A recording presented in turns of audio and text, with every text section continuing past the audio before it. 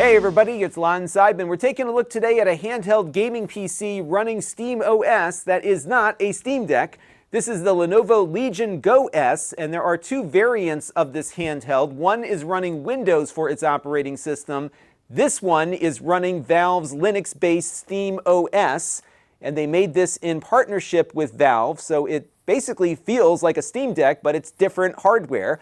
There are some things that are enhanced on here versus the Steam Deck that we all know and love, so we're going to talk about those differences and just see how well this operates as a handheld gaming PC. But as you can see, this is one of the first SteamOS licensed products, and I'm sure we'll be seeing a lot more of these in the future. So we're going to dive into this in just a second, but I do want to let you know, in the interest of full disclosure, that this is on loan from Lenovo. So when we're done with this, it goes back to them. All the opinions you're about to hear are my own. They have not reviewed or approved what you're about to see before it was uploaded, and Lenovo is not paying for this review. So today's video is being brought to you by the Flexispot E7 Pro standing desk. For many years, I've delivered the tech news to you seated like you see now, but with a push of a button here, I can begin standing and have my desk come with me.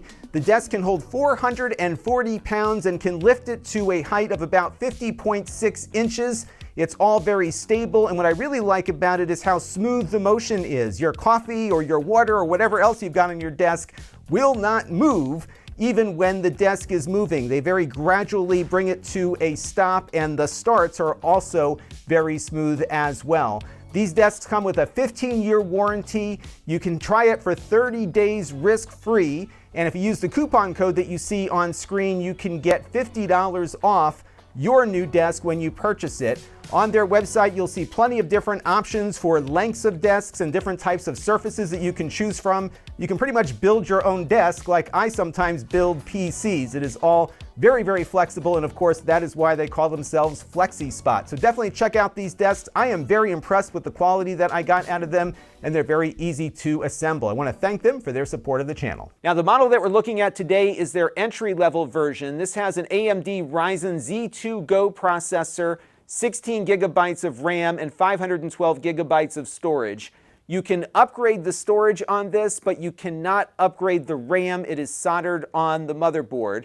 Now, the price point for this is $599 at the entry level. That's what they're selling for at Best Buy at the moment. But there are other versions of this. So as I mentioned, they do have a pair that are running Windows, and those are the white ones there at the bottom.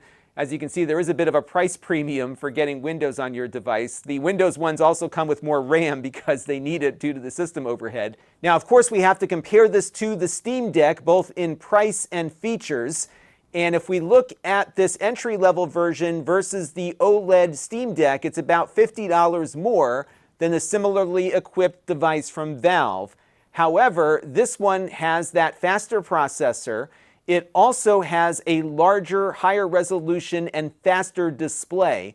So this is an 8-inch display running at 1920 by 1200 versus 720p and 7 inches on the Steam Deck.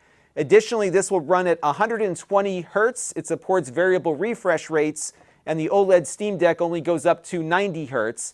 Now, I should say, in fairness, that most of these handheld PCs have a really hard time getting AAA modern games to get up to 60 frames per second, let alone 120.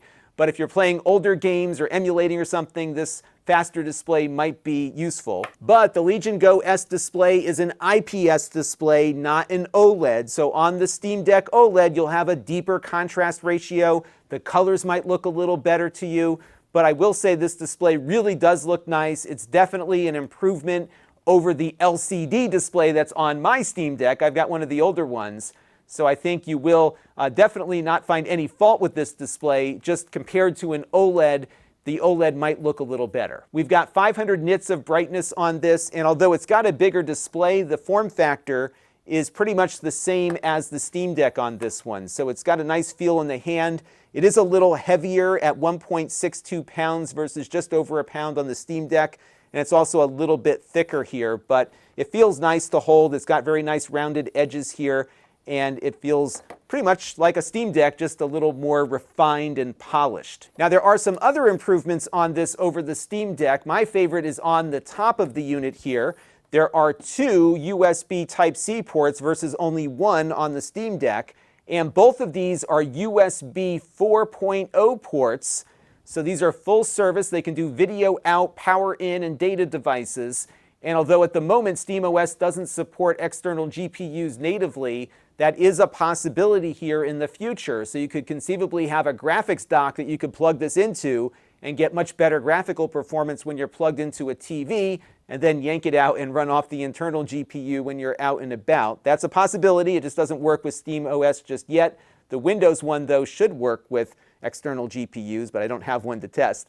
Here you've got your headphone jack, your volume buttons are here, you got your power button there. Another neat little feature here is that the analog triggers have a little stopper you can enable to basically turn them into digital triggers. So if you have a game where the button press needs to be a lot quicker, you can enable the lock here and you don't have as much travel on that analog trigger.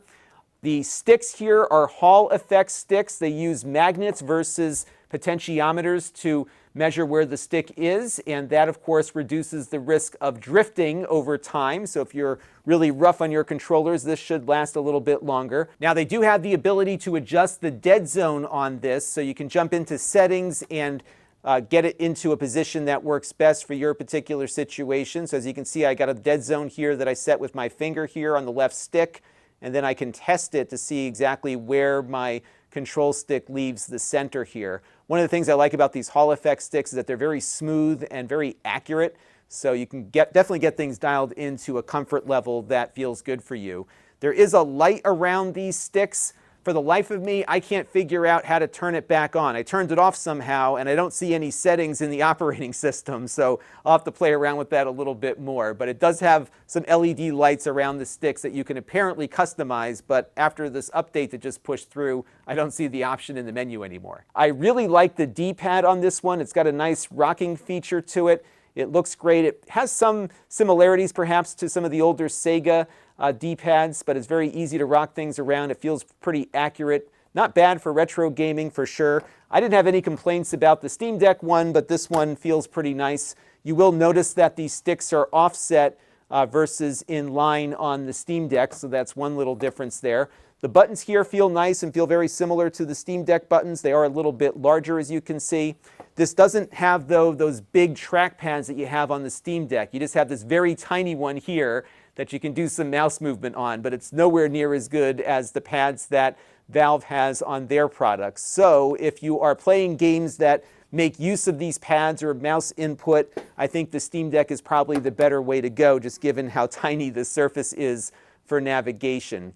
On the bottom, you've got your SD card slot, so you can slot in additional storage. And of course, you can take it apart and swap out the internal NVMe if you need to do that. Battery life on this is no better than the Steam Deck. If you're playing Cyberpunk, for example, at full power, you're lucky to get maybe an hour or so, maybe 90 minutes if you're lucky, but this is not going to give you good battery longevity. There are some power settings on here, so if you push this button and go over to your power settings here, you can adjust it into a low power, balanced, or custom mode here. I have it set on performance, which means that it's going to draw the most power. That, of course, is going to get you the best frame rates in your games. You could stretch it out a little bit if you do use one of the lower power settings. And because the processor here is a little more efficient on this versus the Steam Deck, you could conceivably run your games at 720p at a lower power rating and get the same performance that you get out of the Steam Deck at a higher power rating. So you might be able to, with reduced settings, squeeze a little bit more out of it. But either way, I would keep some additional power sources along with you to keep this thing running, especially if you're playing some heavy-duty games on it. But how do games run on it? Well, the rule of thumb I have seen with this so far is that if you have a game that runs at a playable frame rate on the Steam Deck at 720p, you'll get the same frame rate on this one at 1080p. So for example, I'm playing Cyberpunk 2077 here. I have it running at the native resolution of the display, which is 1920 by 1200. And I have it set to the Steam Deck preset in the Cyberpunk settings here. And I'm getting about 40 to 45 frames per second, sometimes a little bit higher. Of course, the game has me in this dark room right now, so it's hard to get a good look at things. But this has been the frame rate I saw both in gameplay, but also running the benchmark that you can run from the settings. So it does pretty well. Now earlier I did run this at 720p, and on the Cyberpunk benchmark I was getting 63 frames per second at that resolution, and on the Steam Deck I was getting about 44 frames per second, about what I get here right now in the 1080p mode.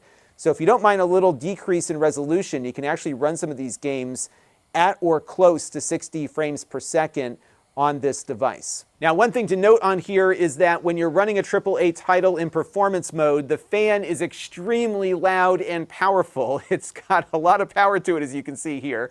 So it will be a bit distracting. If you're not a big fan of fan noise, this is not going to be the handheld for you. It is a bit noisier than the Steam Deck is, but it does keep itself cool, especially running at the power consumption that this thing can draw.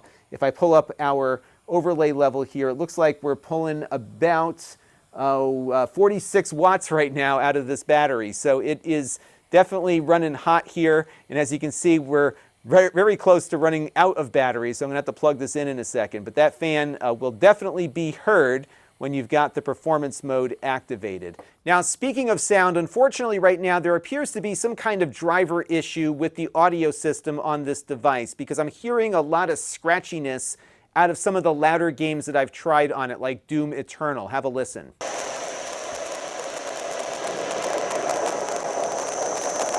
So that was not my microphone peaking, that was actually what was coming out of the speaker. I did reboot, and when I rebooted it sounded better, and then I jumped into another game and it came back scratchy again. Some other reviewers have noticed this as well. I think it's something that they can rectify in software, but just note you might experience this on your device if you are running some of these louder games. Now, I did run a bunch of other games on here just to see how it performed versus the Steam Deck. The first one, of course, is Doom Eternal that we just looked at a second ago, now without scratchy audio. And at the native resolution of the display, at the lowest settings, I was getting about 60 frames per second. Sometimes it went a little bit under, sometimes it went a little bit over, but either way, it was a very smooth experience with Doom Eternal, and it ran quite well here at the native resolution of the display. This is Ace Combat 7. This one is running again at the native resolution of the display, and we've got it with medium settings, and it ran at a very solid 60 frames per second. Again, a few dips up and down, but by and large, it wasn't something noticeable if I didn't have the frame rate counter up. Now, this is No Man's Sky running at the native resolution of the display. This is a game I play a lot, so I've got a lot of experience with this on my Steam Deck, and it was nice here to be able to run the game at the native resolution of this display, 1920 by 1200, and get the same frame rate and performance that I typically get out of my Steam Deck at 720p. So it looked great, it played well, and I was happy with it. Generally, I'm getting about 30 to 40 frames per second depending on the circumstances, and again, that's very similar to what you get on the Steam Deck. This is a procedurally generated game, so the variability in environments also leads to a variability in frame rate. Now, I also ran the game at 720p just to see how it would do, and I did notice a reduction in graphical clarity here, given that we're running 720p on a 1080p display, but the game ran at pretty much a solid 60 frames per second. So if you do want the faster frame rate, going down to 720p on this is not a huge penalty in graphical clarity, and you do get the frame rate that you might be looking for, and then having the variable refresh rate display really helps keep things looking smooth on it. So you've got a lot of options for how you want to play your games, and if you want to go after frame rate, 720p on this device is definitely the sweet spot. Now, one of the fun things about the Steam Deck is the great support for retro game emulation you can see on it thanks to the Emudeck project, and the Emudeck installer worked just fine on the Legion Go S here running SteamOS. And so what I can do real quick here is boot up a PlayStation 2 game. I actually have a save game here that I will pull up once this loads up here. Let's hit the button. There we go. And this is Outrun 2006, and everything works fine. I've actually got it running at a 1080p upscale, and we're getting a solid 60 frames per second, so we could probably tweak this higher if we were on an external display with it. So emulation works fine through Emudeck. I did not see the ability to be able to run Xbox 360 games well on this. It didn't do much better than the Steam Deck did, so I think the PS2 and the GameCube era, maybe the Wii, on back, I think you'll do well with on here. And if you were looking to get into a Steam Deck specifically for emulation but wanted a higher resolution display, this one is a great alternative because Emudeck works just the same on here as it does on the Valve hardware. So overall, I'm very pleased with what Lenovo has put together here. This feels a lot like a Steam Deck, and it's a credit to the work they did with Valve to get the operating system integrated with the hardware so well. So it's a very seamless experience. We do have some scratchy audio at the moment, which I hope gets rectified, but beyond that, it's a nice, solid offering. I would say that if you're in the market for a gaming handheld and don't yet have one, this is definitely worthy of consideration as an alternative to a Steam Deck. If you have a Steam Deck already, it's not a huge upgrade beyond the display. The processor certainly performs a little better here, but it's not a substantial improvement in performance, especially if you're running your games at the native resolution. They're going to run at about the same frame rate.